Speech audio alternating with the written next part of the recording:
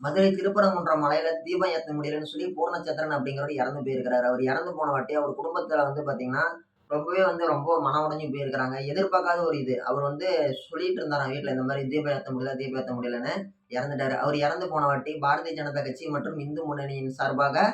10,00,000க்கான காசோலை அப்படிங்கிறத அவங்க குடும்பத்துல அம்மா கிட்ட ஒப்படைச்சிருக்கிறாங்க. அதுக்கப்புறமேட்டு வந்து அர்ஜுன் சம்பத் உள்ளாடி என்ட்ரி ஆவுறாரு. என்ட்ரி ஆன வாட்டி என்ன சொல்றாரு, "உங்க பையன் உடம்ப நீங்க வாங்காதீங்க. நம்ம வந்து என்ன பண்ணலாம், போய் போராட்டம் பண்ணலாம். உங்க பையன் சாவுக்கு நீதி கிடைக்கணும்னு சொல்றாரு அர்ஜுன் சம்பத் அவர்கள். உடனே இந்த அம்மா என்ன பண்றாங்க, பூர்ணச்சந்திரன் இறந்து போன பூர்ணச்சந்திரன் அவங்களுடைய தாயார் என்ன பண்றாங்க, அவங்கலாம் கீழ உட்கார்ந்திருக்கிறாங்க. இந்த அம்மா மண்டி போட்டு கீழ விழுந்து கையெடுத்து கும்பிட்டு, "என் பையன் செத்து போனத இதோட வுட்டுருங்க. அரசியல் பண்ணாதீங்க. இந்த உள்ளூருக்குள்ள நாங்களும் முஸ்லீமும் அண்ணன் தம்பியா பழகிட்டு இருக்கிறோம். நீங்க வந்து இத பெருசு பண்ணாதீங்க. நீங்க வந்து இத வுட்டுருங்கன்னு" சொல்லி என்ன பண்றாங்க, என் பையன் பாடியெல்லாம் போஸ்ட்மார்ட்டம்லாம் பண்ணிட்டாங்க. நாங்க எடுத்துட்டு போய் அடக்கம் பண்ணிக்கிறோம். நீங்க வுட்டுருங்கன்னு சொல்லி, அத அப்படியே அவங்க அம்மா வந்து என்ன பண்ணிட்டாங்க, அத அப்படியே காம்ப்ரமைஸ் பண்ணி சமாதானம் பண்ணி வுட்டாங்க. இதுக்கு அடுத்து நம்ம என்ன கவனிக்க வேண்டிய விஷயம் அப்படின்னா, விஜய் அவர்களுடைய கரூர் துயர சம்பவத்துல வந்து விடியறதுக்குள்ள ஓடி போன முதலமைச்சர் ஓடி போய் என்ன பண்றாரு, விடியறதுக்குள்ள போய் ரூ. 10,00,000 அறிக்கை விடுறாரு. அப்புறமேட்டு என்ன பண்றாரு, இருக்கிற அமைச்சர் பெருமக்கள் எல்லாம் அங்க வர வைக்கிறாரு. ரொம்ப பரபரப்பா காட்டுறாங்க. விஜய் பேர நாரடிக்கணும், விஜய் பேர கெடுத்தே ஆகணும்னு சொல்லிட்டு எவ்வளவோ விஷயங்கள் ஊடகங்கள்லாம் பண்ணாங்க, புடிச்சாங்க. கள்ளச்சாராயம் குடிச்சு செத்து போனவனுக்கு 10,00,000. விஜய் அவர்களுடைய பிரச்சார கூட்டத்துல வந்து கூட்ட நெரிசல்ல சிக்கி இறந்து போனவங்களுக்கு 10,00,000. இங்க வந்து தீக்குளிச்சு இறந்து போன ஒரு மனுஷனுக்கு இரங்கல் கூட அவர் தெரிவிக்கல, தமிழக அரசின் சார்பாக. அது மட்டும் இல்லாம காசாவுல குண்டு வெடிச்சா இங்க இரங்கல் தெரிவிக்கிறாங்க. இலங்கையில நிலநடுக்கம் வந்தா இரங்கல் தெரிவிக்கிறாங்க. உக்ரைன்ல போர் நடந்தா இரங்கல் தெரிவிக்கிறாங்க. உள்ளூருக்குள்ளேயே ஒருத்தன் தீக்குளிச்சு செத்து போயிருக்கிறான். அவனுக்கு இரங்கல் தெரிவிக்கல. அவனுக்குன்னு சொல்லி அரசாங்கத்தின் சார்பா ஒரு நிவாரணம் அப்படிங்கிறது குடுக்கல. நிவாரணம் அப்படிங்கிறது வந்து பாத்தீங்கன்னா, குடுக்குறது அப்படிங்கிறது அரசாங்கத்தினுடைய கடமை. ஒருத்தர் எதிர்பார்க்காம செத்து போயிட்டாங்க அப்படிங்கும் பொழுது, அவங்க குடும்பத்துக்கு அரசாங்கத்தால ஒரு இழப்பீடு அப்படிங்கிறது குடுக்கணும்.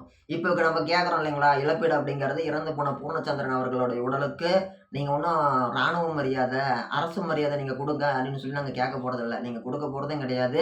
அத பத்தி நாங்க கேட்க போறதும் கிடையாது. அது ஒரு பேச முடியாத ஒரு விஷயம். ஓகேங்களா? நாம என்னங்கிறோம், அவங்க குடும்பத்துக்கு நீங்க வந்து ஏதோ ஒரு அரசாங்கத்தின் சார்பா ஒரு இழப்பீடு ஏதோ ஒண்ணு குடுங்கன்னு சொல்லி தான் நம்ம சொல்றோம். நீங்க கேட்கலாம்.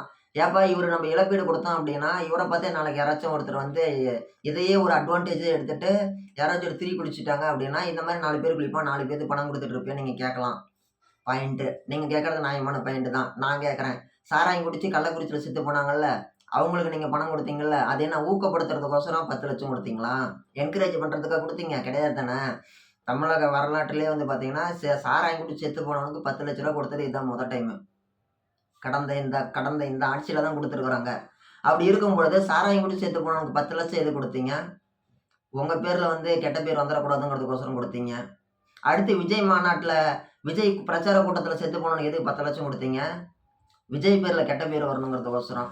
இப்படி ஒண்ணு உங்க பேர்ல கெட்ட பேர் வந்துச்சுன்னா, அத பூசி மறைக்கிறதுக்கு 10,00,000. இல்லைன்னா இன்னொருத்தர் பேர்ல கெட்ட பேர் வரணும்னா, அதுக்கு 10,00,000. சம்மந்தமே இல்லாம இந்த மாரி அப்பாவிங்க யாராவது செத்து போனாங்க, ஏழை மக்கள், பகுத்தறிவ பயன்படுத்த தெரியாத ஒரு மக்கள் யாராவது ஒருத்தர் இறந்து போயிட்டாங்க அப்படின்னா, அவங்களுக்கு ஒரு அனுதாபம் கூட கிடையாது இல்லையா? இது உண்மையிலே வந்து பார்த்தீங்கன்னா, ஒரு நீதி குடுக்குறாங்க, ஒரு நியாயம் குடுக்குறாங்க அப்படின்னா, இந்த தராச எப்படி புடிச்சு பார்க்குறாங்கன்னா, 2 பக்கமும் ஆவரேஜா ஒரே மாரி பார்க்கணும். அதுதான் ஒரு சரியான, அதுதான் ஒரு முறையான, அதுதான் ஒரு நெறியான ஒரு மன்னனுக்கு அழகு. மக்கள் செய்யக்கூடிய அனைத்து பாவ புண்ணியங்களும் மன்னனை தான் சேரும். ஆனா, இங்க என்னன்னா, மன்னன் செய்யக்கூடிய பாவ புண்ணியம் தான் மக்கள் தலையில ஏறுதுங்கிற மாரி தான் இருக்குது. மக்கள் எல்லாரையும் ஒரே மாரி பாருங்க சார். அனைவருமே வந்து என்ன தெரியுமா? நீங்க பெயரளவுல வந்து நான் அப்பா அப்படின்னு சொல்றீங்க. உண்மையில வாழ்த்துக்கள், நல்ல விஷயம். எல்லாரையும் ஒரே மாரி பாருங்க. ஒரு பையன் மட்டும் தான் துணை முதலமைச்சர் அப்படின்னு சொல்லி நெனைக்காதீங்க. எல்லாருமே உங்க பிள்ளைங்க அப்படின்னு சொல்லி சொல்றீங்க. நீங்களே தான் சொல்றீங்க. எல்லாரையும் நான் அப்பா, அப்பான்னு கூப்பிடுறீங்க. எனக்கு பொறுப்பு அதிகமாயிருச்சுன்னு சொல்லிட்டு. ஒரு அப்பாவா இருக்கிறவர் வந்து என்ன பண்ணணும்? இந்த மாரி இருக்காதீங்க, பண்ணாதீங்கன்னு சொல்லணும். போதையின் பாதையில் போகாதீங்கன்னு சொல்லி வீடியோ போடுறீங்க. இந்த மாரி தற்கொலை பண்ணிக்காதீங்கன்னு ஒரு வீடியோ போடுங்க. உங்கள பார்த்து 4 பேர் என்ன பண்ணணும்? ஒரு முன் உதாரணமா எடுத்துக்கணும். உங்கள பார்த்து அவரு சொல்றாரு வா, அவருக்கோசரம் வந்து நம்ம சரி பண்ணிக்கணும் அப்டின்ட்டு. நீங்க சொல்றத என்ன பண்றாங்க? நீங்க சொல்றத காமெடியா மாத்தி TikTokல போடுறாங்க. ஒரு சாராய கடையில 2 பேர் நின்னுட்டு இருக்கிறாங்க. ஒருத்தர் குடிக்க மாட்டேன் அப்படின்னு சொல்றாரு. நீ சத்தியம் பண்ணுங்கிறாங்க. ஒயின் ஷாப் பக்கத்திலேயே உங்க ஃபோட்டோ ஒட்டி இருக்குது வாசப்படியில. அது மேல அடிச்சு ஒருத்தன் சத்தியம் பண்றான்.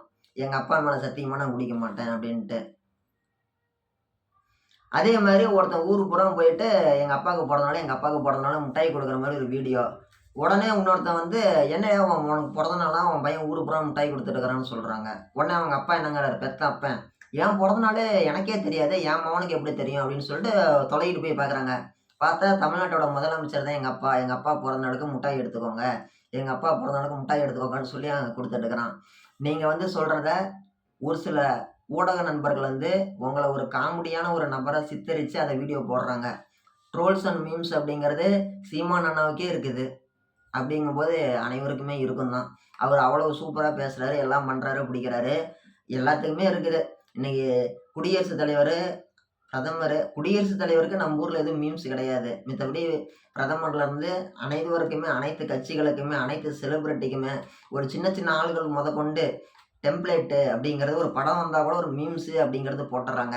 அப்படி இருக்கும்போது நெறைய விஷயம் போயிருது. இறந்து போன பூர்ணச்சந்திரன் அவர்களுடைய உடம்ப வச்சு ஒரு சிலர் அரசியல் பண்ண முயற்சி பண்ணாங்க. ஆனா முயற்சி வந்து எடுபடல. அந்த முயற்சி அப்படிங்கிறது எடுபடாமலே அமைதியாவே போயிருச்சு. அதுக்கு அடுத்தபடியா நம்ம எடுத்துக்கிட்டோம் அப்படின்னா, தமிழக அரசின் சார்புல அவருக்கு வந்து இரங்கல் அப்படிங்கிறது தெரிவிக்கவே இல்ல.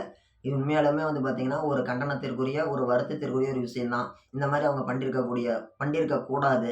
ஏன் பண்ணியிருக்க கூடாது? ஏதோ ஒரு இடத்துல விஜய்க்கு கெட்ட பேர் வருதுன்னா எல்லாரும் ஓடி போய் பார்க்குறாங்க இல்லையா? விஜய் பேர கெடுக்கணும், விஜய டேமேஜ் பண்ணணும், விஜயோட இமேஜ க்ளோஸ் பண்ணணும் அப்படின்னு சொல்லிட்டு போறாங்க இல்லையா? அங்க செத்து போனவன் யாரு? அப்பாவி மக்கள். இங்க செத்து போனவன் யாரு? இவனும் ஒரு அப்பாவி. அப்பாவின்னா இந்த இதுல இவனும் சிபிஐ விசாரணையே பண்ணலாம். இந்த பூர்ணச்சந்திரனுக்கு பின்னாடி இருந்து யாராவது தூண்டி விட்டுருக்காங்களா? ஏன்னா பூர்ணச்சந்திரன் வந்து நிஜமாலுமே வந்து இந்த அளவுக்கு இறந்து போறதுக்கு என்ன காரணம்? இந்த 2025ல கூட அடிப்படையான ஒரு புரிதல் கூட இல்லாம ஒருத்தன் தீ வச்சு செத்து போறான் அப்படின்னா, என்ன காரணம்? கல்யாணம் ஆன ஆளு, 2 குழந்தைங்க இருக்குது, படிச்ச ஆளு, மருத்துவத்துறையில வேலை செய்றாரு. இவரு இறந்து போனதுக்கு பின்னாடி ஏதோ சூழ்ச்சி இருக்குதா? யாராச்சும் பிளாக்மெயில் பண்ணியிருக்கிறாங்களா? நீ யார் சொல்லி செத்து போன? நீ தான் செத்து போயிரு, உன் குடும்பத்த ஏதாவது பண்ணிடுவேன்னு சொல்லி யாராவது மிரட்டுனாங்களா? இல்ல என்ன நடந்துச்சுன்னு விளக்கமா தெரியல. ஆனா, பூர்ணச்சந்திரன் இறந்து போயிட்டாரு. ஏதோ ஒரு மன அழுத்தத்தின் காரணமாக. விளக்கு வைக்கல அப்படின்னு சொல்லி ஒருத்தர் இறந்து போயிருக்கிறாரு அப்படிங்கிறது அடிப்படையில நம்மளால ஒரு யூகிச்சு கூட பார்க்க முடியல. இதெல்லாம் ஒரு காரணமா அப்படிங்கிற மாரி தான் இருக்குது. ஏதோ ஒரு இடத்துல நெறைய பேர் தற்கொலை பண்ணி இறந்து போறத நம்ம பார்த்துருக்குறோம். எதுல இறந்து போவாங்க? ஒண்ணு மிகப்பெரிய ஒரு உயிருக்கு ஒரு சிச்சுவேஷனு வாழவே வழி இல்ல அப்படிங்கிறவங்க இறந்து போவாங்க. இவருக்கு வாழ்வாதாரம் நல்லா தான் இருந்திருக்கு. ஓரளவுக்கு நடுத்தர குடும்பத்துல இருந்திருக்கிறாரு. மனைவி, குழந்தைகள்லாம் இருந்திருக்கிறாங்க. இருந்தும் இவரு இந்த மாரி தற்கொலை பண்ணிக்கிறாரு. இவரு மென்ஷன் பண்ண காரணம் தான் சந்தேகத்த உருவாக்குது.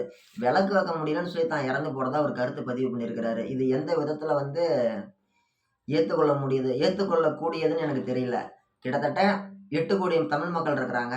அதுல வந்து எப்படி பார்த்தாலும் ஒரு 4,00,00,000 பேர் இந்துக்கள் இருப்பாங்க. அந்த 4,00,00,000 பேர்ல 1,00,00,000 பேர் முருக பக்தன் இருப்பான். அந்த 1,00,00,000 முருக பக்தன்ல ஒருத்தன் மட்டும் தான் மனம் உடைஞ்சு போயி தீ குளிச்சு இறந்து போற அளவுக்கு ஒரு டிப்ரஷன்ல போறான். ஆனா இவன் ஒரு ஆள் மட்டும் தான் முருகன் பக்தன் பூர்ணச்சந்திரன் கிடையாது இல்லையா? அந்த கோர்ட்ல கேஸ் போட்ட அந்த ரவியும் முருக பக்தர் தானே.